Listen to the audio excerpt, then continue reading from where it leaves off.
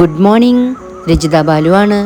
ഇന്നും orchid lovers ചോദിച്ചിട്ടുള്ള കുറച്ച് ചോദ്യങ്ങൾക്കുള്ള ആൻസറുമായിട്ട് ഉള്ള ഒരു കുഞ്ഞു എപ്പിസോഡുമായിട്ടാണ് വന്നിട്ടുള്ളത്. നമുക്ക് അടുത്ത ഒരു എപ്പിസോഡിനുള്ള ആൻസറും ഇവിടെ തയ്യാറാക്കിയിട്ട് വെച്ചിട്ടുണ്ട്. പിന്നെ നമ്മൾ വീഡിയോയുടെ ലെങ്ത്ത് കൂട്ടണ്ട എന്നുള്ളതിൻ്റെ പേരിൽ ഇതിൽ മാക്സിമം പൊള്ളിക്കാവുന്നത് ഈ ഒരു എപ്പിസോഡിൽ പൊള്ളിച്ചിട്ടുണ്ട്. ബാക്കിയുള്ള ക്വസ്റ്റ്യൻസൊക്കെ, അതായത് നമ്മുടെ വീഡിയോയ്ക്ക് താഴെ ചോദിച്ചവരുടെ ക്വസ്റ്റ്യൻസൊക്കെ അടുത്ത എപ്പിസോഡിൽ വരും കേട്ടോ. പിന്നെ ഒരു റിക്വസ്റ്റ് ഉള്ളതേ, മോഹനേട്ടന് ഫോണിലൂടെ വിളിക്കുമ്പോൾ വൈകുന്നേരം 7 മണിക്ക് ശേഷം വിളിക്കാനായിട്ട്, 7 to 7 മണിക്ക് ശേഷം വിളിക്കാനായിട്ട് ശ്രദ്ധിക്കണേ. രാവിലെയും അതുപോലെ ഉച്ച സമയത്തൊക്കെ വിളിക്കുമ്പോൾ അറിയാലോ, ഒരുപാട് തിരക്കുള്ള മനുഷ്യനാണ് മോഹനേട്ടൻ. അപ്പോൾ അതുകൊണ്ട് തന്നെ അന്നേരങ്ങളിൽ നിങ്ങളുടെ ഫോൺ എടുക്കാനോ ഒന്നും ചിലപ്പോൾ പറ്റിയെന്ന് വരില്ല. നിങ്ങൾ വിചാരിച്ച പോലെ നിങ്ങളോട് സംസാരിക്കാനായിട്ടും മോഹനേട്ടന് പറ്റിയെന്ന് വരില്ല. അപ്പോൾ അതൊന്ന് സഹകരിക്കണം.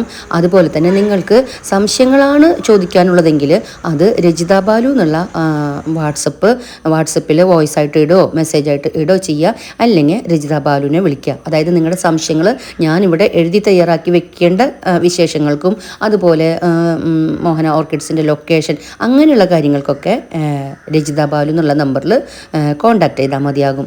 ഇതൊരു അപേക്ഷയാണ് കേട്ടോ. അതുപോലെ തന്നെ ഒരു അപേക്ഷയും കൂടിയുണ്ട്. ഒരുപാട് ക്വസ്റ്റ്യൻസ് നമുക്ക് റിപ്പീറ്റഡ് ആയിട്ടാണ് വന്നുകൊണ്ടിരിക്കുന്നത്. എനിക്ക് മനസ്സിലാക്കാൻ പറ്റിയതേ, നമ്മുടെ ഓർക്കിഡ് ക്ലാസ്സുമായിട്ട് ബന്ധപ്പെട്ടിട്ടുള്ള വീഡിയോസ് മുഴുവനും കാണാതെയാണ് പലരും ചോദ്യങ്ങൾ ചോദിക്കുന്നതെന്നാണ്. അപ്പോൾ അതൊന്നും ഒഴിവാക്കാനായിട്ട് നമ്മൾ ഓർക്കിഡ് ക്ലാസ്സുമായിട്ട് ബന്ധപ്പെട്ടിട്ട് വളരെ ഡീറ്റെയിൽഡ് ആയിട്ടുള്ള 3 വീഡിയോ ആദ്യം പോസ്റ്റ് ചെയ്തു. അതിനുശേഷം പിന്നീട് വരുന്ന ആ വീഡിയോകൾക്ക് താഴെ വരുന്ന ക്വസ്റ്റ്യൻസിനൊക്കെ ആൻസർ ചെയ്തുകൊണ്ടുള്ള കുഞ്ഞു കുഞ്ഞു എപ്പിസോഡുകളാണ് ഇപ്പോൾ ഞാൻ പോസ്റ്റ് ചെയ്തുകൊണ്ടിരിക്കുന്നത്. ഓൾമോസ്റ്റ് ഒരു 6ാമത്തെ വീഡിയോ ആണെന്ന് തോന്നുന്നു ഞാൻ ഇന്ന് പോസ്റ്റ് ചെയ്യാൻ പോണത് കേട്ടോ. അപ്പോൾ നന്നായിട്ട് വീഡിയോസ് ഫുള്ളായിട്ടും തന്നെ കാണണം. എല്ലാവരും ഫുള്ളായിട്ട് വീഡിയോ കാണുന്നില്ല. എൻ്റെ വേണമെങ്കിൽ ഇൻട്രോ ഒക്കെ നിങ്ങൾക്കൊന്ന് സ്കിപ്പ് ചെയ്യാം. പക്ഷേ ക്ലാസ് തുടങ്ങിയിട്ട്, അതായത് മോഹനേട്ടൻ്റെ സംസാരം തുടങ്ങി അവസാനിക്കുന്നത് വരെ ഉള്ളത് എന്തായാലും മുഴുവനായിട്ട് കാണാൻ ശ്രമിക്കണേ. അതും കൂടെ ഒരു റിക്വസ്റ്റാണ് കേട്ടോ. അതുപോലെ തന്നെ ആ വീഡിയോകളിലൊക്കെ നമ്മൾ ലൊക്കേഷൻ വളരെ ഡീറ്റെയിൽഡ് ആയിട്ട് കൊടുത്തിട്ടുണ്ടായിരുന്നു. എന്നിരുന്നാലും വീണ്ടും വീണ്ടും ക്വസ്റ്റ്യൻസ് വരാണ്, എവിടെയാണ് മോഹന ഓർക്കിഡ്സ് എന്ന് ചോദിച്ചുകൊണ്ട്. പുതിയ മെമ്പേഴ്സ് ആയിരിക്കും അങ്ങനെ ചോദിച്ചിട്ടുണ്ടാവുക. അവർക്ക് വേണ്ടിയിട്ട് പറയാണ്, തൃശ്ശൂർ ജില്ലയിൽ വാടാനപ്പള്ളി പഞ്ചായത്തിൽ തൃത്തല്ലൂർ എന്ന് പറയുന്ന സ്ഥലത്ത് ഏഴാങ്കല്ല് എന്ന സ്റ്റോപ്പിലാണ് നമ്മുടെ മോഹന ഓർക്കിഡ്സ് സ്ഥിതി ചെയ്യുന്നത്.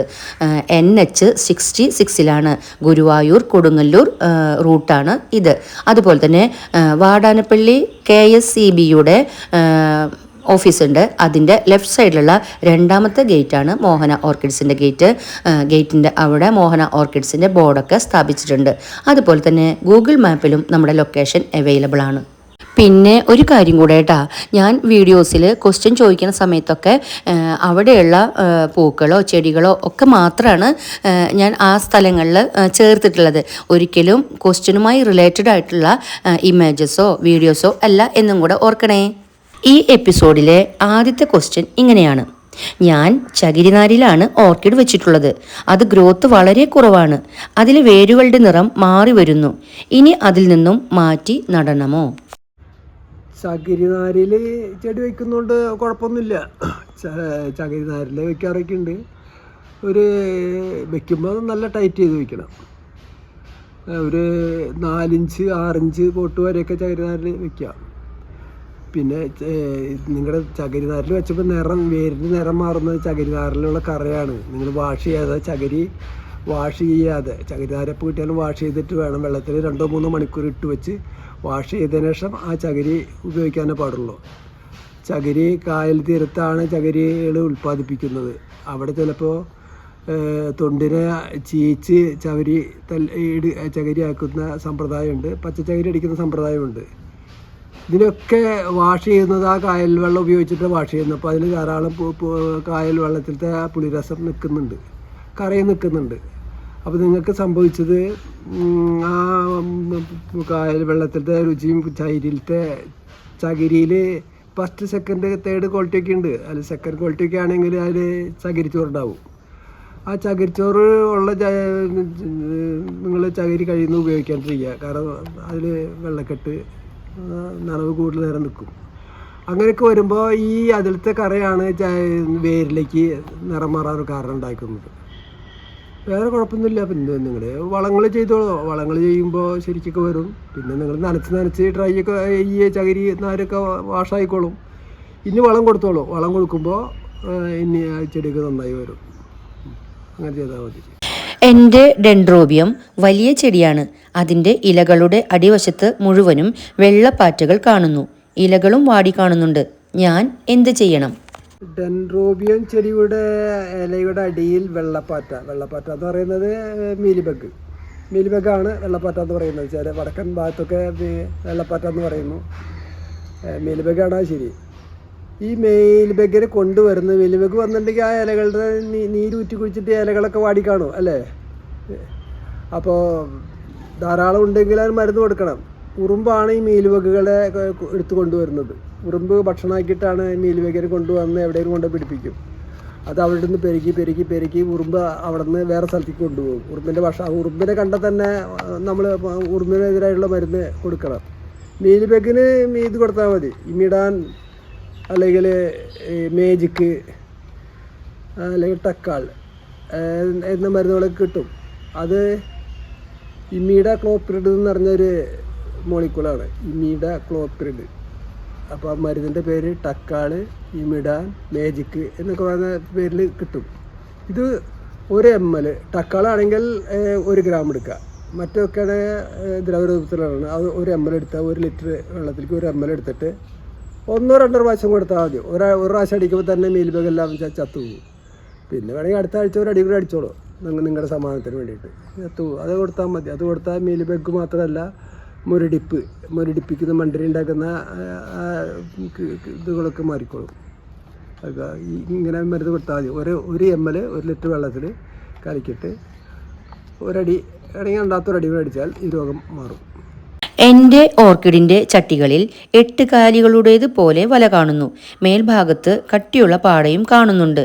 NPKയും കടലപ്പിണ്ണാക്കിൻ്റെ തെളിയും ആഴ്ചയിൽ 1 തവണ വീതമാണ് ഞാൻ കൊടുക്കുന്നത്. ചെടി നന്നായി വളരുന്നില്ല. എന്താണ് കാരണം?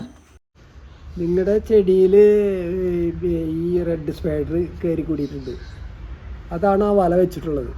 റെഡ് സ്പൈഡർ വേരുകളെ മുഴുവൻ നശിപ്പിക്കും. വേരെല്ലാം വേരിട്ട് നീരെല്ലാം ഊറ്റി കുടിച്ചാൽ വേരിനൊക്കെ ദ്രവിപ്പിക്കും. പിന്നെ വേരിലൂടെ ഒന്നും എടുക്കില്ല. ആ ചെടി തന്നെ വളരാതെ നിൽക്കുന്നത് ഈ റെഡ് സ്പൈഡർക്കാരാണ്. പിന്നെ നിങ്ങളുടെ പാട പോലെ കാണുന്നത് അത് കപ്പൽ പിണ്ണാക്കിൻ്റെ തെളിയാണ് അവിടെ വില്ലൻ. അവൻ ആ കപ്പൽ പിണ്ണാക്കിൻ്റെ തെളി കൊടുക്കുമ്പോൾ അതിൽ ഈ കപ്പൽ പിണ്ണാക്കിൻ്റെ അംശങ്ങളൊക്കെ ഉണ്ടായിരിക്കും. നല്ല നീര് താഴ്ത്തേക്ക് ഇറങ്ങിപ്പോയി അതിൻ്റെ ശേഷിപ്പുകൾ മുകളിൽ തങ്ങി നിന്നു.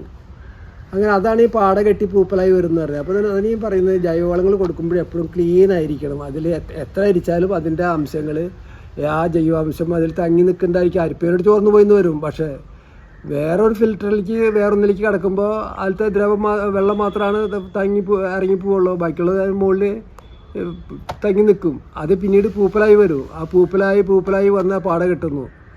ഇലയുടെ അടിയിലാണ് എങ്കിൽ അത് ഭയങ്കരമായിട്ട് ദോഷം ചെയ്യും. അത് അവിടെ തങ്ങി നിന്ന് പിന്നീട് കുമിളുകൾ വന്നിട്ട് പെരുകാനൊക്കെ സാധ്യതയുണ്ട്. അപ്പോൾ പിന്നെ ഏത് ജൈവവളങ്ങൾ ഉപയോഗിക്കുമ്പോഴും അത് വളരെ ക്ലീന് വെള്ളം അരിച്ചെടുക്കുമ്പോൾ വെള്ളം വളരെ ക്ലീനായിരിക്കണം. അല്ലെങ്കിൽ ഈ വക ദോഷങ്ങളൊക്കെ ഉണ്ടായിരിക്കും. അപ്പോൾ റെഡ് സ്പൈഡർ നമ്മൾ കൊടുക്കേണ്ട മരുന്ന് നമ്മൾ ടക്കാളിനെ പറഞ്ഞത് ഈ മരുന്ന് തന്നെ കൊടുത്താൽ മതി. ഇപ്പോൾ നമ്മൾ കഴിഞ്ഞ ഇതിൽ പറഞ്ഞത് ടക്കാളി തന്നെയല്ലേ. ആ മരുന്ന് തന്നെ കൊടുത്താൽ മതി. റെഡ് സ്പൈഡർ അതിൽ പോവും. റെഡ് സ്പൈഡർ പോവും. തക്കാളി കൊടുത്താൽ മതി. തക്കാളിൽ വെള്ളത്തിൽ 1 gram വെള്ളത്തിൽ കലക്കിയിട്ടത് മുക്കിയെടുക്കുക. ആ ചെടി ആ വെള്ളത്തിലേക്ക് ഒരു ബക്കറ്റിലേക്ക് എടുത്തിട്ട് അതിലേക്ക് മുക്കിയെടുക്കുക. സ്പ്രേ ചെയ്താൽ നല്ല ഒന്ന് മുക്കിയെടുക്കുകയാണ്. മുക്കിയിട്ട് പൂർണ്ണമായും അത് ചത്തുപോകും. 1 പ്രാവശ്യം കൊടുത്താൽ തന്നെ ചത്തുപോകും. വേണമെങ്കിൽ അപ്പോൾ അടുത്ത പ്രാവശ്യം ഒന്ന് സ്പ്രേ ചെയ്ത് കൊടുക്കാം. ഞാൻ ഓർക്കിഡുകളെ വളരെ ശ്രദ്ധയോടെ നിരീക്ഷിക്കുന്ന ആളാണ്. ചെടികൾ വളരെ നന്നായി നിൽക്കുന്നുണ്ട്, പൂക്കളുമുണ്ട്. എന്നാൽ ഇടയിൽ ഒരു ഇല മാത്രം പൂർണ്ണമായും മഞ്ഞളിച്ചു നിൽക്കുന്നു. ഞാനത് മുറിച്ചു കളയാതെ നിരീക്ഷണത്തിന് വെച്ചിരിക്കുകയാണ്. അതിൻ്റെ അടുത്തുള്ള ഇലകൾക്ക് ഒരു തകരാറുമില്ല. എന്നാൽ ഈ മഞ്ഞളിച്ചു നിൽക്കുന്ന ഇല ഇപ്പോഴും അതുപോലെ തന്നെ മഞ്ഞച്ചു നിൽക്കുന്നു. എന്നാൽ വാടി കാണുന്നുമില്ല. കാരണം പറയാമോ? നിങ്ങളുടെ ഡെൻഡ്രോബിയത്തിൽ നന്നായി വളർന്നു നിൽക്കുന്ന ഡെൻഡ്രോബിയത്തിൻ്റെ ഇടയിൽ ഒരു ഇല മാത്രം പഴുത്ത് നിൽക്കുന്നു. ഇടയിൽ ഒരു ഇല മാത്രം പഴുക്കുന്നത് കാൽസ്യത്തിൻ്റെ കുറവാണത്. കാൽസ്യം കൊടുക്കുന്നുണ്ടെങ്കിൽ തന്നെ നിങ്ങൾ ശരിയ അളവിൽ കാൽസ്യം കൊടുക്കാത്തതുകൊണ്ടാണ് ഈ ഒരില കേടാവുന്നത്. അതൊരു രോഗമല്ല, അത് ചന്തക്കുറവിനെ മുറിച്ച് മാറ്റാവുന്നതാണ്. നിങ്ങൾ കാൽസ്യം നൈട്രേറ്റ് കൊടുക്കുമോ? കാൽസ്യം നൈട്രേറ്റ് കൊടുക്കണമെങ്കിൽ 10 ഗ്രാം എടുക്കണം. 1 ലിറ്റർ വെള്ളത്തിലേക്ക് 10 ഗ്രാം എടുക്കണം. 10 ഗ്രാം എടുത്തിട്ട് വെള്ളത്തിൽ കലക്കിയിട്ട് മാസത്തിൽ 2 തവണ കൊടുക്കണം. അങ്ങനെ കൊടുത്താൽ ഈ രോഗങ്ങൾ ഉണ്ടാവില്ല. അപ്പോൾ ഇത് ഒരു ചെടിയിൽ മാത്രമല്ല, നിങ്ങളുടെ അവിടെയുള്ള മിക്ക ചെടികളിലും ഓരോ ഇല ഇങ്ങനെ കാണാൻ സാധ്യതയുണ്ട്. ഒരു പക്ഷേ നിങ്ങൾ കാൽസ്യം കൊടുക്കുന്നുണ്ടായിരിക്കാം, ചെടികൾക്ക് കിട്ടുന്നില്ല, അല്ലെങ്കിൽ അതിൻ്റെ ഡോസ് കുറഞ്ഞിട്ടായിരിക്കാം. എന്തായാലും 10 ഗ്രാം കാൽസ്യം നൈട്രേറ്റ് 1 ലിറ്റർ വെള്ളം എന്ന തോതിൽ എടുത്തിട്ട് നിങ്ങൾ മാസത്തിൽ 2 തവണ കൊടുക്കും. പിന്നെ ഇങ്ങനത് കാണില്ല. കാൽസ്യം നൈട്രേറ്റിൻ്റെ തകരാറ് തന്നെയാണ്, ഇത് രോഗമല്ല. എൻ്റെ മുക്കാറകളിൽ അടിവേരുകൾ കുറേയൊക്കെ നല്ല കറുപ്പ് നിറം കാണുന്നു. കറുത്ത പൂപ്പലും ഉണ്ട്. ഇത് എന്താണ്? എങ്ങനെയാണ് ഇത് സംഭവിക്കുന്നത്? മുക്കാറയുടെ അടിഭാഗത്ത് വേര് കറുത്ത് ഒരു തൊങ്ങ് ഒക്കെ ആയിട്ട് കാണുന്നുണ്ട്. അതാണ് അല്ലേ? അത് ഒരു ദോഷകരമായി ബാധിക്കുന്നൊരു രോഗമാണ്. അതിന് ബ്ലാക്ക് ഫംഗസ് എന്ന് പറയുക. 2 തരത്തിലത് വരും. മഴ കൊള്ളാത്തോടത്ത് ആണെങ്കിൽ നമ്മൾ ജൈവവളം കൊണ്ടു കൊടുക്കുമ്പോൾ ജൈവവളത്തിൽ നിന്നുണ്ടാവുന്ന ഈ അതിലത്തെ അവശിഷ്ടങ്ങളൊക്കെ വേരിൽ തങ്ങി നിന്നിട്ട് ഈ രോഗം വേഗം ഉണ്ടാകാൻ സാധ്യതയുണ്ട്. മഴ കൊള്ളാത്തോടത്ത്. മഴ കൊള്ളുന്നിടത്താണെങ്കിൽ ഈ കാലാവസ്ഥ മാറുമ്പോൾ ഉണ്ടാവുന്ന വ്യത്യാസമുണ്ട്. കാലാവസ്ഥ മാറി മഴക്കാലം വന്നു. മഴക്കാലത്ത് ഇപ്പം ശക്തിയായ മഴയൊക്കെ പെയ്ത് തണുത്തിക്കണ നേരത്ത് ശക്തിയോടുകൂടി വെയിലൊക്കെ വരും. ഇങ്ങനെ ആ കാലാവസ്ഥ വ്യതിയാനത്തിൽ ഉണ്ടാവുന്ന ആ വ്യത്യാസം ഉണ്ടാവുന്നപ്പോഴാണ് ഈ ഫംഗസുകൾ ഫോം ചെയ്യുന്നത്. അത് വന്നിട്ടുണ്ടെങ്കിൽ വലിയ ഇതുണ്ടാവും. ആ വേരുകളെല്ലാം ദ്രവിച്ച് പോവും. അത് മുറിച്ച് മാറ്റി ക്ലീൻ ചെയ്യും. പിന്നീട് ആ വേരുകളെല്ലാം മുറിച്ച് കളയുക. ഉണങ്ങി കാണും. വേരുകളെല്ലാം മുറിച്ച് കഴിഞ്ഞാൽ അടിഭാഗം ഉണങ്ങിയൊക്കെ ഭാഗം മുറിച്ച് കളഞ്ഞിട്ട് ക്ലീൻ ചെയ്യേണ്ടതാണ്. പക്ഷെ അതിൻ്റെ മരുന്നൊക്കെ ഉണ്ട്. ടോപ്പ് മാസ്റ്റർ എന്നാണ് ആ മരുന്നിൻ്റെ പേര്. 2 gram 1 ml 2 gram per litre 2 gram per litre ആഴ്ചയിൽ 1 തവണ കൊടുക്കുക. ആഴ്ചയിൽ 1 തവണ 2 തവണയായിട്ട് 2-3 പ്രാവശ്യം 1-2 പ്രാവശ്യം കൊടുത്താൽ മതി. മങ്ങൽ പോവും. പക്ഷെ അതിൻ്റെ വേരിൻ്റെ നിറം മാറി കാണുന്ന സമയത്ത് മരുന്ന് കൊടുത്താലേ ഏൽക്കുള്ളൂ. കറുപ്പ് നിറം വരുന്ന മുമ്പായിട്ട് ഒരു കളർ മാറിക്കാണും. വേരിൻ്റെ നല്ല നിറം പോയിട്ട് വേറെ കളറായിട്ട് വരാം. ഒരു ഹണിയുടെ തേൻ്റെ കളറായിട്ട് കാണുകയാണ്. അപ്പോൾ തൊട്ട് രോഗം ബാധിക്കാൻ തുടങ്ങിയിട്ടുണ്ട്. ആ സമയത്ത് മരുന്ന് കൊടുത്തില്ല എങ്കിൽ പിന്നെ ഫംഗസ് കൂടി വന്നിട്ട് അവിടെ മുകളിൽ പെറുത്ത തൊലികളെല്ലാം നശിപ്പിച്ച് വേര് എന്നെ ഉണക്കിക്കളയും. അപ്പോൾ അതിന് ഇത് ചെയ്യുക. തയോഫെനറ്റ് എന്ന് പറഞ്ഞ മരുന്ന് മേടിച്ച് ഈ ടോപ്പ് മാസ്റ്റർ എന്ന് പറഞ്ഞ മരുന്ന് 2 ഗ്രാം പെർ ലിറ്റർ ഇതെടുത്തിട്ട് 2 ആഴ്ച കൊടുത്താൽ രോഗം മാറുന്നതാണ്. അപ്പോൾ രോഗലക്ഷണം കാണുമ്പോൾ തന്നെ മരുന്നടിച്ചാൽ അത് രക്ഷപ്പെടുത്തിയെടുക്കാം. പിന്നെ ജൈവവളം കൊടുക്കുന്നവർ ശ്രദ്ധിക്കുക. ഇങ്ങനെയൊക്കെ ദോഷങ്ങളൊക്കെ വരാൻ സാധ്യതയുണ്ട്. അപ്പോൾ കഴിയുന്നതും ക്ലീൻ വെള്ളം ആയിരിക്കണം ജൈവവളം കൊടുക്കുമ്പോൾ ഉണ്ടാവേണ്ടത്. അല്ലെങ്കിൽ ഈ ബ്ലാക്ക് ഫംഗസൊക്കെ വരാൻ സാധ്യതയുണ്ട്. ശ്രദ്ധിക്കുക. എൻ്റെ ഡെൻഡ്രോബിയം ചെടിയുടെ പുതുതായി വരുന്ന കുല മുറിച്ചിട്ടിരിക്കുന്നു. ഇത്രയും നല്ല കുല മുറിച്ചിടുന്നത് എന്താണെന്ന് അറിയുന്നില്ല. ഒന്ന് പറയാമോ? ഡെൻഡ്രോബിയത്തിൻ്റെ ഇല കൊല അല്ലേ? ഇല കൂമ്പ് മുറിച്ചിട്ടുള്ളത് അത് എലിയാണ്. അത് കൂമ്പ് കൊല പിറത്തേക്ക് വന്ന അധികം പിറത്തേക്ക് വരുമ്പോഴായിട്ട് അത് മുറിച്ചിടും. ഈ എലികളാണ് ഇപ്പോൾ അത് ചെയ്യുന്നത്. കൂമ്പ് മാത്രം ഇല ഇത് മാത്രമല്ല, കൊല മാത്രമല്ല, പുതിയ സൂട്ട് വരുന്നതിന് മുറിച്ചിടും. അത് എലികളാണ്. എലികളെ പെട്ടി വെച്ച് പിടിക്കുക. അങ്ങനെ തന്നെ നശിപ്പിച്ചാൽ അതിന് പറ്റില്ല. വേറെ ഒന്നല്ല. വേറെ കീടങ്ങളൊന്നും കൊല മുറിക്കില്ല. എലി തന്നെയാണ് മുറിച്ചിട്ടുള്ളത്. ഉറപ്പാണത്. അപ്പോൾ എലി നിങ്ങളുടെ ഭാഗത്തുണ്ട്. ഒരെലിയാവില്ല, എണ്ണത്തിൽ കൂടുതലുണ്ടാവും.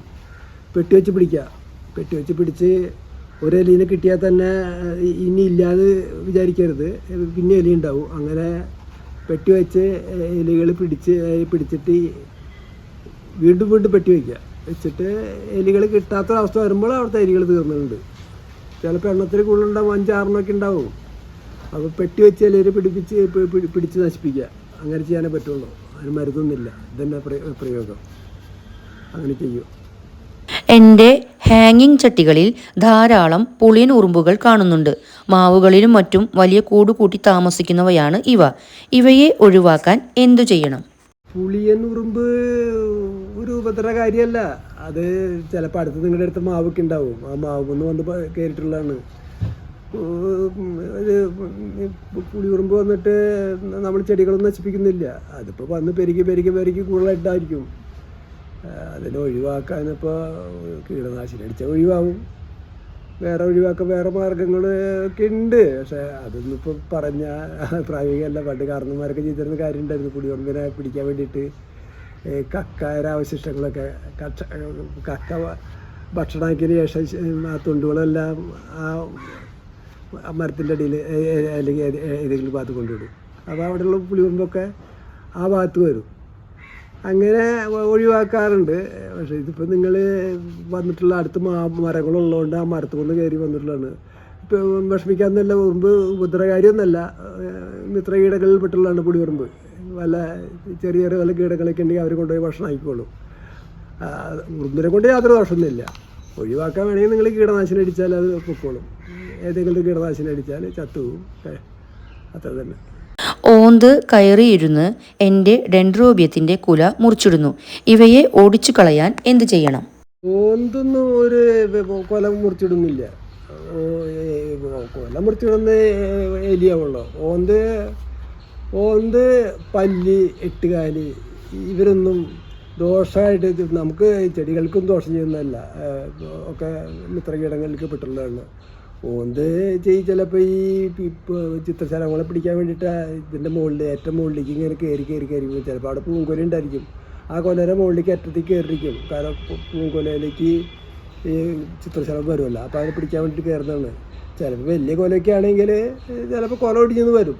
അല്ലാണ്ട് ഓന്ത് മുറിച്ചിടുന്നില്ല. ഓന്ത് വേറെ വല്ല ചെറിയ പ്രാണികളൊക്കെ ഉണ്ട്, അതിനെ പിടിച്ച് തിന്നും. ഒരു മിത്രകീടങ്ങളിൽ പെട്ടുള്ള ഓന്ത്. പല്ലിയും അങ്ങനെ തന്നെ. പല്ലികളെയും കാണാം, ചെടികളിൽ പല്ലികളെയും കാണാം. ആരും ദോഷമായിട്ട് ഒന്നും ചെയ്യുന്നില്ല. എട്ടുകാലി അങ്ങനെ തന്നെ. പല കീടങ്ങളോ ഇതൊക്കെ ഉണ്ടെങ്കിൽ അവരെ മാറാമ്പലിൽ പെട്ട് നശിച്ചു പൊക്കും.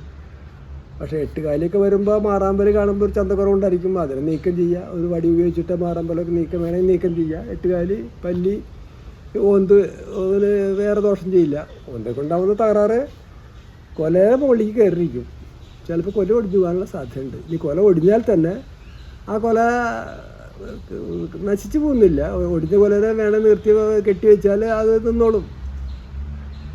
വേറെ ദോഷം പോകുന്നതിനെ കൊണ്ട് വേറെ ദോഷമൊന്നുമില്ല. ഞാൻ വളരെ വർഷമായി ജൈവവളമാണ് ഉപയോഗിച്ചുകൊണ്ടിരിക്കുന്നത്. എൻ്റെ ഓർക്കിഡ് ചെടികൾ 2-3 വർഷം പഴക്കമുള്ളവയാണ്. അവ വളരെ ഭംഗിയായി നിൽക്കുന്നു. വലിയ കുല പൂവുകളും ഉണ്ടാകുന്നു. രാസവളം സ്ഥിരമായി ഉപയോഗിക്കുന്നത് ദോഷമല്ലേ? നിങ്ങൾ ജൈവവളം കൊടുത്തിട്ട് ചെടികളൊക്കെ നന്നായി വളരുന്നുണ്ടെങ്കിൽ നിങ്ങൾ കൊടുക്കുന്ന രീതി വളരെ നല്ലതാണ്. അതുകൊണ്ട് ചെടികൾ വളരെ നന്നാവുന്നു, പൂവുണ്ടാവുന്നതും. എന്നിട്ട് രാസവളത്തിൽ ഒന്നും ഇല്ലയെന്നില്ല. രാസവളം കെമിക്കലാണ് എന്നുള്ളൊരു ധാരണ വെക്കുന്നുണ്ട്. രാസവളം ചെടികൾക്ക് ആവശ്യം തന്നെയാണ്. നിങ്ങൾ കൊടുക്കുന്ന ജൈവവളം കൊടുക്കുന്ന ജൈവവളത്തിൽ എല്ലാതും അടങ്ങിയിട്ടുള്ളത് കൊണ്ടാണ് നിങ്ങളുടെ ചെടികൾ നന്നായി നിൽക്കുന്നതും പൂവുണ്ടാവുന്നത്. എന്നാൽ രാസവളം ഒന്നും കൂടി ജൈവവളത്തേക്കാളും ഒന്നും കൂടി മികവുള്ളതാണ്. രാസവളത്തിലാണെങ്കിൽ നമുക്ക് എടുക്കാൻ ഓരോ ഘടകങ്ങളും ചെടിക്ക് വേണ്ട മൂലകങ്ങളൊക്കെ ഇത്തരം മൂലകങ്ങൾ ഇടുന്നു, ഇന്ന വരി കൊടുക്കണമെന്നും ഒരു കൃത്യമായ ഒരു അളവൊക്കെ ഉണ്ട്. ആ അളവ് പ്രകാരം നമുക്ക് കൊടുക്കാൻ കഴിയും. എന്നാൽ ചെടികൾ കേടാവുന്നില്ല. രാസവള ഈ തെളിപ്രയോഗത്തിൽ സ്പ്രേ ഇലകളിലേക്ക് തെളിച്ച് വളം ചെയ്യുന്ന പ്രയോഗത്തിന് രാസവളം നല്ലത് തന്നെയാണ്. പക്ഷെ മണ്ണിൽ അപ്ലൈ ചെയ്യുമ്പോൾ, മണ്ണിൽ സ്ഥിരമായി അപ്ലൈ ചെയ്യുമ്പോൾ ചിലപ്പോൾ മണ്ണിൻ്റെ pH ഒക്കെ ഔട്ടാവാൻ സാധ്യതയുണ്ട്. എന്നാൽ ഈ തെളിപ്രയോഗത്തിൽ സ്പ്രേ ചെയ്യുമ്പോൾ സ്പ്രേ രൂപത്തിൽ വളം ചെയ്യുമ്പോൾ ഒരു കുഴപ്പമൊന്നുമില്ല, നല്ലത് തന്നെയാണ്. ഇതിപ്പോൾ ജൈവവളം നിങ്ങൾക്ക് ഉപയോഗിച്ച് അതിലൊരു നല്ലൊരു അനുഭവം ഉണ്ടെങ്കിൽ പിന്നെ നിങ്ങൾ ജൈവവളം തന്നെ തുടർന്നോളൂ. എന്ന് വെച്ചിട്ട് രാസവളം കേടൊന്നുമില്ല. ഞാനേ കറുവപ്പട്ട പൊടിച്ചിട്ട് കൊടുത്തിട്ടും എൻ്റെ ഫെലനോപ്സിസിൻ്റെ ചീയൽ മാറിയില്ല. ഇപ്പോൾ അതിൻ്റെ കൂമ്പും ചീഞ്ഞു, ഇലയും ചീഞ്ഞു. ഇനിയിപ്പോൾ എന്താ ചെയ്യുക? ഇനിയിപ്പോൾ ഒന്നും ചെയ്യാനില്ല. നിങ്ങളുടെ ഇലയും ചീഞ്ഞു, കൂമ്പും ചീഞ്ഞു, ബാക്കിയൊന്നും ശേഷിപ്പില്ല. എല്ലാം ചീഞ്ഞു പോയില്ലേ. കറുവപ്പട്ടയിലൊന്നും ഫെലനോപ്സിസിൻ്റെ ചീച്ചൽ മാറുന്നില്ല. കറുവപ്പട്ട ഒരു പ്രതിരോധത്തിന് വേണ്ടിയിട്ട് ഒരു നാടൻ ചികിത്സാ രൂപമാണ് ഇപ്പോൾ കറുവപ്പട്ട പൊടിച്ച് കൊടുക്കാമെന്ന് പറഞ്ഞത്. പക്ഷെ നിങ്ങളുടെ ഫെലോസിസിൽ വന്നിട്ടുള്ള രോഗം ബാക്ടീരിയ തകരാറാണ്, അഴുകലാണ് വന്നിട്ടുള്ളത്. അതിന് കറുവപ്പട്ടയൊന്നും ഒരു ഗുണം ചെയ്യുന്നില്ല. അതിൻ്റേതായി മരുന്ന് തന്നെ കൊടുക്കുക. അതുകൊണ്ട് ഇപ്പം നിങ്ങൾ ഈ പറഞ്ഞനുസരിച്ച് നിങ്ങളുടെ ചെടി പൂർണ്ണമായും പോയി, ഇല പോയി, കൂമ്പും പോയി, എല്ലാം പോയി കഴിഞ്ഞാൽ അവിടെ എന്നിട്ട് ശേഷിക്കുള്ളത്. പക്ഷേ എന്തെങ്കിലും ശേഷിക്കുന്നുണ്ടെങ്കിൽ ആ പൊടിപ്പിച്ചിട്ട് എടുക്കാൻ കഴിയും. അതിന് തന്നെ ഈ പറഞ്ഞ ഈ അമിസ്റ്റാർ ടോപ്പ് എന്ന് പറഞ്ഞ മരുന്ന് കൊടുക്കാൻ പറഞ്ഞത് ഞാൻ പല അത് പറഞ്ഞിട്ടുണ്ട്. അത് അമിസ്റ്റാർ ടോപ്പ് 1 ml 1 ലിറ്റർ വെള്ളത്തിൽ അതിൽ ആൻറ്റിബയോട്ടിക് ഒരു ആൻറ്റിബയോട്ടിക് ചേർത്ത് കൊടുക്കുകയാണെങ്കിൽ ഈ രോഗങ്ങളൊക്കെ മാറും. രോഗങ്ങൾ മാറിയെന്ന് മാത്രമല്ല, ഇനി അതിൽ എന്തെങ്കിലും വേരിൻ്റെ മേലെ ശേഷിപ്പ് എന്തെങ്കിലും ബാക്കി നിൽക്കുന്നുണ്ട്, അതിൻ്റെ അടിയിൽ നിന്ന് ഒരു പൊടിപ്പ് വരാനുള്ള സാധ്യത ഉണ്ട്. ഈ മരുന്ന് ഉപയോഗിച്ച് നോക്ക്. അതായത് അമിസ്റ്റാർ ടോപ്പ് 1 ml എടുത്ത് അതിലൊന്നുള്ള ആൻറ്റിബയോട്ടിക് ചേർത്ത് കൊടുത്തിട്ടുണ്ടെങ്കിൽ അഴുകൽ രോഗം മാറും, ബാക്ടീരിയ തകരാറ് മാറും. ചിലപ്പോൾ പൊടിച്ച് കിട്ടാൻ സാധ്യതയുണ്ട്. അപ്പോൾ എപ്പോഴും അഴുകൽ രോഗം കണ്ടിട്ടുണ്ടെങ്കിൽ അലപ്പുള്ളി ഈ ചീഞ്ഞ ഇലമിലൊരു പുള്ളി കണ്ട് അത് വട്ടത്തിൽ വലുതാവുകയും പെട്ടെന്ന് അത് അഴുകിപ്പോയി, അങ്ങനെ രോഗമാണെങ്കിൽ അഴുകൽ രോഗമാണത്. അതിന് ഈ മരുന്നിൻ്റെ ഉള്ളോ? നിങ്ങൾ വേറെ എന്തെങ്കിലും സൂത്രപ്പണിയോ മറ്റു മരുന്നുകൾ കൊടുത്തോണ്ടൊന്നും രോഗം മാറില്ല. ഏതാണ് രോഗം ആ രോഗത്തിനനുസരിച്ചുള്ള മരുന്ന് കൊടുക്കേണ്ടത്. അപ്പോൾ ഇതാണ് മരുന്ന്. നിങ്ങളങ്ങനെ ചെയ്യൂ. വേറെ ചെടികൾക്ക് അത് ബാധിച്ചിട്ടെങ്കിൽ ഇനി ചെടി കടാക്കി കളയണ്ട, ഈ മരുന്നിന് ഉപയോഗിക്കും, രോഗം മാറും. വെയിലടിച്ച് മഞ്ഞച്ച് ഇല കൊഴിഞ്ഞു പോയാലും കുഴപ്പമില്ല, അത് വേനൽ ചൂട് കൊണ്ടാണ് എന്നാണ് ഞാൻ ധരിച്ചു വച്ചിരുന്നത്. എന്നാൽ ഇപ്പോൾ എൻ്റെ മുക്കാറയുടെ മേൽഭാഗത്ത് ഇരുവശങ്ങളിലുമായി 4 ഇലകൾ മാത്രമേയുള്ളൂ. ഞാൻ എന്തു ചെയ്യണം? ഇല മഞ്ഞച്ച് പോകുന്ന രോഗമാണ് അത്. മഞ്ഞുകാല മഴക്കാലം നോക്കുക വേണ്ട. മഞ്ഞുകാലത്ത് ഇങ്ങനെ ഇല മഞ്ഞയ്ക്കും കൊഴിയുന്നൊക്കെ ആൾക്കാർ പലരൊക്കെ പറയാറൊക്കെ ഉണ്ട്. പക്ഷേ ഇല മഞ്ഞയ്ക്കുന്നതും കൊഴിയുന്നതും രോഗമാണ്. അത് മഞ്ഞുകാലത്തിൻ്റെ പ്രത്യേകത വെച്ച് നിങ്ങൾ അങ്ങനെ ധരിച്ചിരുന്നില്ല, ഈ ധാരണ പലർക്കുണ്ട്. പക്ഷേ ആ ധാരണ ഇനിയെങ്കിലും മാറാം. മഞ്ഞയ്ക്കുന്നതും ഇല കൊഴിയുന്നതൊക്കെ രോഗങ്ങൾ തന്നെയാണ്. ഏതോ രോഗം കണ്ട ആ രോഗത്തുള്ള മരുന്ന് കൊടുക്കുക. ഇപ്പം നിങ്ങളുടെ മുക്കാറയ്ക്ക് ബാധിച്ചിട്ടുള്ളത് മഞ്ഞച്ച് ഇല കൊഴിഞ്ഞു പോകുന്നു, ഇല കൊഴിച്ചൽ രോഗമാണത്. അതിന് മരുന്ന് കൊടുക്കുക. ഈ ഇപ്പോൾ പറഞ്ഞ മരുന്ന് തന്നെയാണ് അമിസ്റ്റാറിന് അതിനും കൊടുക്കേണ്ടത്. അമിസ്റ്റാർ മരുന്ന് 1 ലിറ്ററിലേക്ക് 1 ml എടുക്കുക, അത് കൊടുക്കുക. അത് ഇനിയിപ്പോൾ നിങ്ങളുടെ 4 ഇലല്ലേ, 2 ഇല വീതം, 2 സൈഡിലായിട്ട് 2 ഇല വീതം ഉണ്ടാവും. അത് പോയി ഇനി അതിനെ പിടിച്ചാൽ കിട്ടില്ല. കാരണം ഇലമിലേക്ക് ബാധിച്ച് തണ്ടിലേക്കും ആ രോഗം ബാധിച്ചു കഴിഞ്ഞു. ഇനി അതിൻ്റെ അടിയിൽ നിന്ന് ഒരു ഇളപ്പ് പൊട്ടി വന്നാൽ തന്നെ അതിനും ആ രോഗം ബാധിക്കും. എങ്കിലും അവിടെ ഈ രോഗം ഉള്ള നിലയ്ക്ക് നിങ്ങൾ ഈ അമിസ്റ്റാറിനെ കൊടുത്തോളൂ. 1 ml 1 ലിറ്റർ വെള്ളം 2, 3, 4 പ്രാവശ്യം കൊടുക്കേണ്ട വരും. അപ്പോൾ അവിടെ ആ ഭാഗത്ത് നിന്ന് ആ രോഗം മാറും. എപ്പോൾ എന്ത് കണ്ടാലും അത് കാലാവസ്ഥയുടെയാണെന്ന് ധരിച്ചിട്ട് രോഗം കണ്ട ചില കാലാവസ്ഥയിൽ രോഗം വരാൻ സാധ്യതയുണ്ട്. ഏത് രോഗം കണ്ട മരുന്ന് കൊടുക്കണ്ടേ? ആ ധാരയിൽ ആ കാലാവസ്ഥ മാറുന്ന ധാരയിൽ ഇരിക്കാൻ പാടില്ല. അവിടെ നിങ്ങളുടെ ചെടി കടയിൽ പോയി. രോഗം കണ്ടാൽ മരുന്ന് കൊടുക്കുക. രോഗമില്ലാത്ത സമയത്ത് മരുന്ന് കൊടുക്കാൻ വേണ്ട. അപ്പോൾ നിങ്ങൾക്ക് വന്നുള്ളത് സംഭവിച്ചതാണ്, ഇല കൊഴിച്ചൽ രോഗമാണ്. അതിനുള്ള മരുന്ന് കൊടുക്കുക. അമിസ്റ്റാർ 1 ml 1 ലിറ്റർ വെള്ളം ആഴ്ചയിലൊരു തവണ. ഇപ്പോൾ നിങ്ങൾ ഈ രോഗം മൂർച്ഛിച്ചിരിക്കുന്ന നേരമാണ്. 4 ദിവസത്തിൽ ഒരിക്കലും കൊടുക്കണം. 4 ദിവസത്തിൽ ഒരിക്കലായിട്ട് അവിടെ കൊടുക്കണം. വേറെ ചെടികൾക്ക് ഈ രോഗം ഉണ്ടെങ്കിൽ ഈ 4 ദിവസത്തിൽ ഒരിക്കൽ, അല്ലെങ്കിൽ ആ പരിസരത്ത് നിങ്ങൾ ആ രോഗം നിൽക്കുന്നതുകൊണ്ട് ആഴ്ചയിൽ 1 തവണയായിട്ട് 2-3 ആഴ്ചയ്ക്ക് കൊടുക്കണം. അപ്പോൾ പിന്നെ ആ രോഗം ആ ഭാഗത്തു നിന്ന് മാറുള്ളൂ. അങ്ങനെ ചെയ്യും.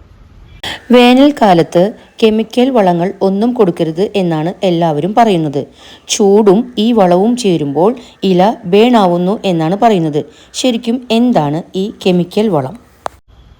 എല്ലാവരും പറയുന്നത് ശരിയല്ല, അതൊരു പൊട്ടത്തരാണ് നിങ്ങൾ പറഞ്ഞത്. വേനൽക്കാലത്ത് കെമിക്കൽ വളം കൊടുക്കാൻ പാടില്ല, ഇല വേണാവും എന്ന് പറഞ്ഞ് ഇല എങ്ങനെ പുള്ളി പോവാ? ഫെർട്ടിലൈസർ ഉണ്ടാക്കണ കമ്മിക്ക് അത് അറിഞ്ഞിട്ടുണ്ടെങ്കിൽ എന്താ പറയുക, ഫെർട്ടിലൈസർ ഉണ്ടാക്കുന്നത് അത് വളമാണത്.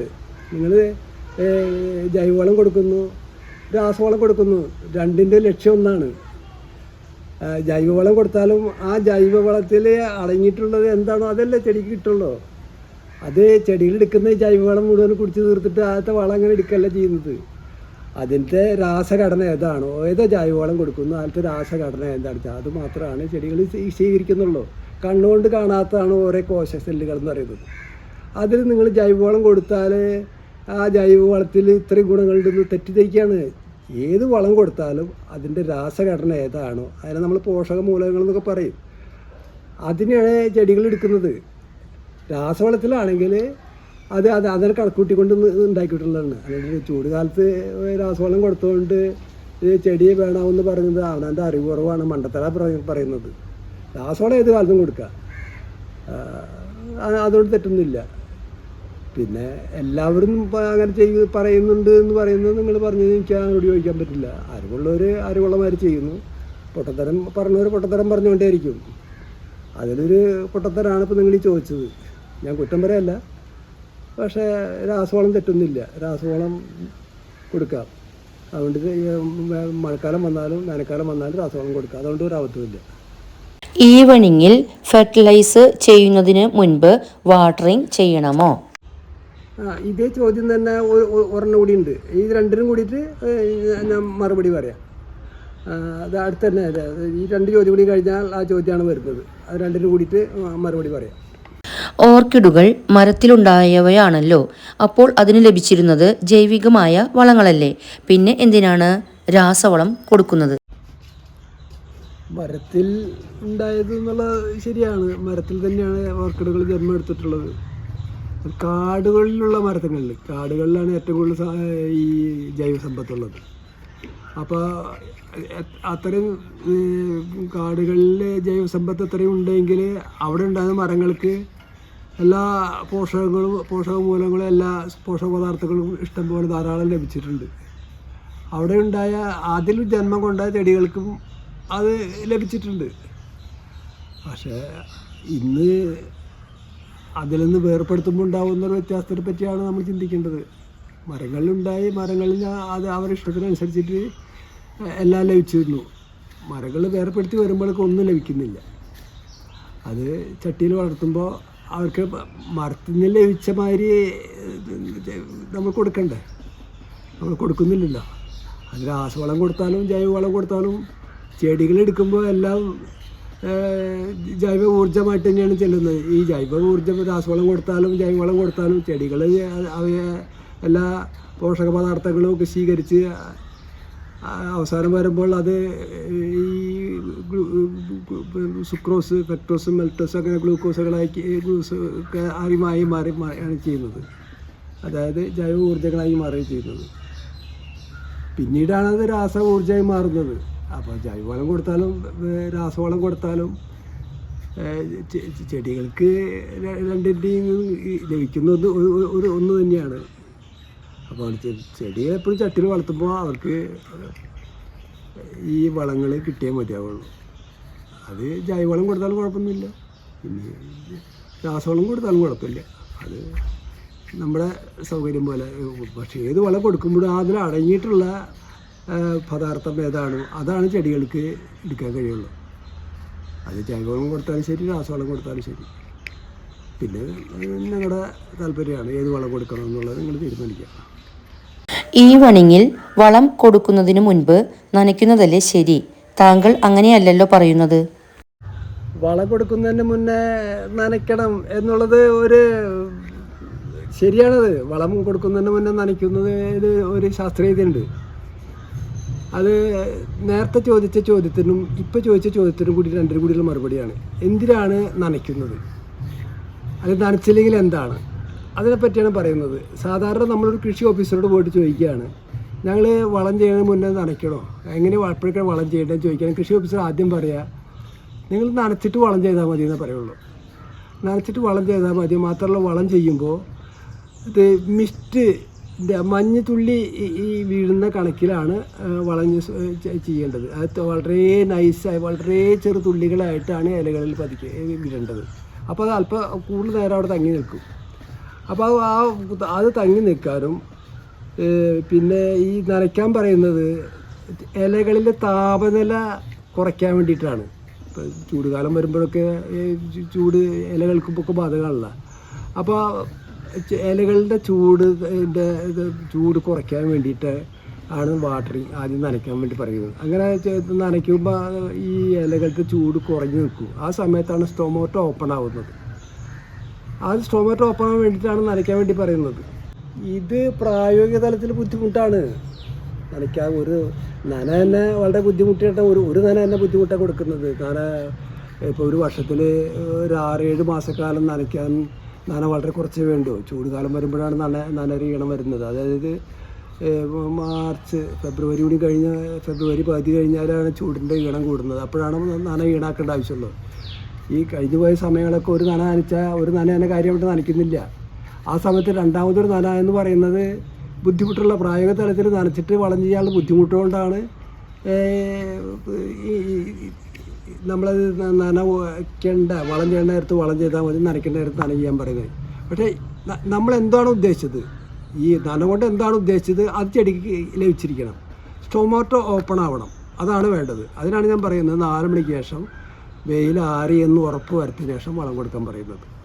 4 മണിക്ക് ശേഷം വെയിൽ ആറിയതിനു ശേഷം ഉറപ്പ് വരുന്ന വെച്ചാൽ ഇലകൾക്ക് അവിടെ വെയിലില്ല, തണവ് വെയിലിൻ്റെ അടിയില്ല, വെയിലുള്ള സമയത്ത് വളം എടുക്കാൻ കഴിയില്ല. അപ്പോൾ നമ്മൾ വളം കൊടുക്കാൻ പറയുന്നത് കുളിർക്ക വളം നന്നായി കൊടുക്കുക, കൂമ്പ് തൊട്ട് സമൂലം കുളിർക്ക കൊടുക്കാനാണ് പറയുന്നത്. കാരണം ശരിക്കും വളം തട്ടേണ്ടത് ഇലയുടെ അടിയിൽ നന്നായി തട്ടണം. പക്ഷെ അത് എത്രയോ ആൾക്കാർക്ക് അത് അറിയണേ, ഇലയുടെ അടിഭാഗത്ത് കൂടിയാണ് ചെടികൾക്ക് ഈ വളം സ്വീകരിക്കുന്നുള്ളവരും വളരെ കൂട്ടർക്ക് അറിയാത്തവരുണ്ട്. അപ്പോൾ ഇത് കുളിർക്ക കൊടുക്കുമ്പോൾ എന്താ ഗുണം എന്ന് വെച്ചാൽ എല്ലാ ഭാഗത്തും തട്ടി ചെടി ഇലയുടെ അടിയിലും തട്ടി, ആ ബാക്കിയുള്ളത് കടയിൽ പോയി വേരുപിടിക്കും തട്ടി. അപ്പോൾ ഇലകളും കുളിർക്ക് തട്ടുമ്പോൾ ഒരു നനയ്ക്കുന്ന തുല്യമായിട്ട് നമ്മൾ വളപ്രയോഗത്തിലൂടെ അവിടെ ഇത് തണുക്കുന്നുണ്ട്, ഇലകൾ തണുക്കുന്നുണ്ട്, അവിടെ സ്റ്റൊമാറ്റോ ഓപ്പൺ ആവുന്നുണ്ട്. സ്റ്റൊമാറ്റോ ഓപ്പൺ ആണെങ്കിൽ വളം എടുക്കാൻ കഴിയുള്ളൂ. അതുകൊണ്ടാണ് വളം കൊടുക്കുന്ന നേരത്ത് വളം കൊടുക്കുക, നനയ്ക്കേണ്ട കാലത്ത് നനയ്ക്കുക, വൈകിട്ട് വളം കൊടുക്കുക എന്ന് പറയുന്നത്. അപ്പോൾ ഇനി നിങ്ങൾ ഇത് ഒരുവിധം ആൾക്കാർക്കും ഇത് ചെയ്തു പോകുന്ന ശീലിച്ച ആൾക്കാർക്ക് ഞാൻ പറയുന്നത് ചിലപ്പോൾ പിടിച്ചില്ലാന്ന് വരും. എന്നിരുന്നാലും ഈ ഫെബ്രുവരി പകുതി കഴിഞ്ഞാൽ ഫെബ്രുവരി, മാർച്ച്, ഏപ്രിൽ, മെയ് അവസാനം വരെ, അതായത് ജൂണിൽ മഴ പെയ്ത് ഭൂമി തണുക്കുന്ന വരെ ചൂടിൻ്റെ കാഠിന്യം കൂടും. ഈ സമയത്ത് ഈവനിങ്ങിൽ ഒന്ന് തെളിച്ച് കൊടുത്തോളൂ, അതിൽ കുഴപ്പമൊന്നുമില്ല. ഒരു ചെറിയ മാതിരി ഒന്ന് പാറ്റി കൊടുക്കുന്നത് ഒരു തണവുണ്ടാക്കും. പക്ഷേ ചെടികൾ അടുപ്പിച്ചിരിക്കുന്നിടത്ത്, തിങ്ങിയിരിക്കുന്നിടത്ത് ഈ നമ്മൾ നനച്ചിട്ടുണ്ടെങ്കിൽ ഇലകളിലെ വെള്ളം അവിടെ കെട്ടി നിൽക്കും. കുറച്ച് ചെടികളിൽ 5-10 ചെടി, 10-20 ചെടി, 10-20 ചെടിയുള്ളവർക്കാണ് ചെടികൾ അകലകല ഇട്ടിരിക്കുമ്പോൾ അവിടെ നനച്ചുകൊണ്ട് വേഗം അത് ബാഷ്പീകരിച്ച് പോകാൻ സാധ്യതയുണ്ട്. അവർക്ക് വേണമെങ്കിൽ ഒന്ന് ഈ പറഞ്ഞ കാലയളവിൽ, അതായത് ഫെബ്രുവരിക്ക് ശേഷം മാർച്ച്, ജൂൺ മാസം വന്ന് മഴ പെയ്ത് ഭൂമി തണുക്കുന്ന വരെ ചൂടുണ്ട്.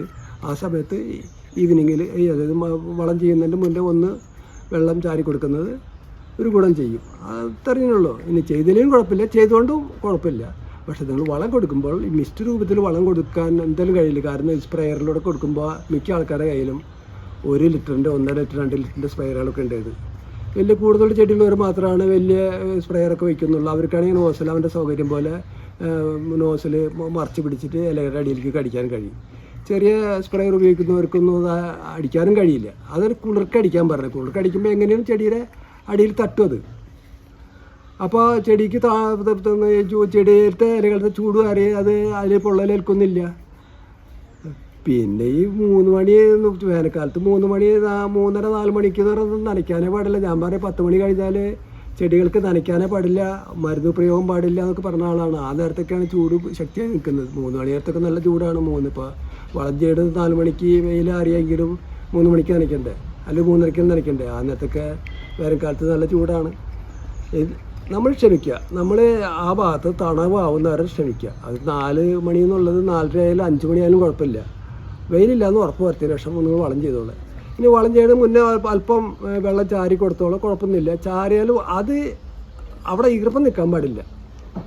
നമ്മൾ ആ നനയ്ക്കുന്നതുകൊണ്ട് ഉദ്ദേശിക്കുന്നത് ചെടികളുടെ ഇലകളുടെ ചൂടിനെ കുറയ്ക്കുക എന്നാണ് ഉദ്ദേശിക്കുന്നത്. അപ്പോൾ വെള്ളം കെട്ടി നിന്നാൽ വളം കൊടുക്കുന്നത് നഷ്ടമായി പോവാണ്. കാരണം വെള്ളം അവിടെ നിൽക്കുന്നു, നമ്മൾ കൊടുക്കുന്ന വളം കൂടിയാകുമ്പോൾ പകുതി വളത്തോളം നഷ്ടമാകും നമുക്ക്. ഇതാണ് അതുകൊണ്ട് ഞാൻ ഉദ്ദേശിച്ചത്, അങ്ങനെ ചെയ്യാം. ഇന്ന് ഇത്രയും ക്വസ്റ്റ്യൻസേ ഉൾപ്പെടുത്താനായിട്ട് പറ്റിയിട്ടുള്ളൂ. ബാക്കി വന്നിട്ടുള്ള ക്വസ്റ്റ്യൻസിനുള്ള ആൻസറൊക്കെ തയ്യാറായിക്കൊണ്ടിരിക്കുകയാണ്. ഉടനെ നമുക്ക് ആ എപ്പിസോഡും പ്രതീക്ഷിക്കാം. അപ്പോഴേ നമ്മുടെ മോഹന ഓർക്കിഡ്സിനെ സപ്പോർട്ട് ചെയ്യാനും എൻ്റെ ഈ ഒരു കുഞ്ഞു ചാനലിനെ സപ്പോർട്ട് ചെയ്യാനും മറക്കരുതേ. നിങ്ങളുടെ വിലയേറിയ അഭിപ്രായങ്ങളോട് നമ്മൾ കടപ്പെട്ടുകൊണ്ടിരിക്കുകയാണ്. നിങ്ങളുടെ വിലയേറിയ സമയമാണ് ഞങ്ങൾക്ക് വേണ്ടിയിട്ട് തന്നുകൊണ്ടിരിക്കുന്നത്. എല്ലാത്തിനും കടപ്പാടും നന്ദിയും മനസ്സിൽ സൂക്ഷിച്ചുകൊണ്ടിരിക്കുകയാണ്. നമുക്ക് വീണ്ടും ഇതുപോലെയുള്ള നല്ല വീഡിയോകളിലൂടെ കാണാം. ഞാൻ വീണ്ടും ഓർമ്മപ്പെടുത്താണ്, ഓർക്കിഡ് വിശേഷങ്ങൾ ഇവിടെ തീരുന്നില്ല. അടുത്ത വീഡിയോയിൽ കാണുന്നതുവരേക്കും till then take care. Bye by.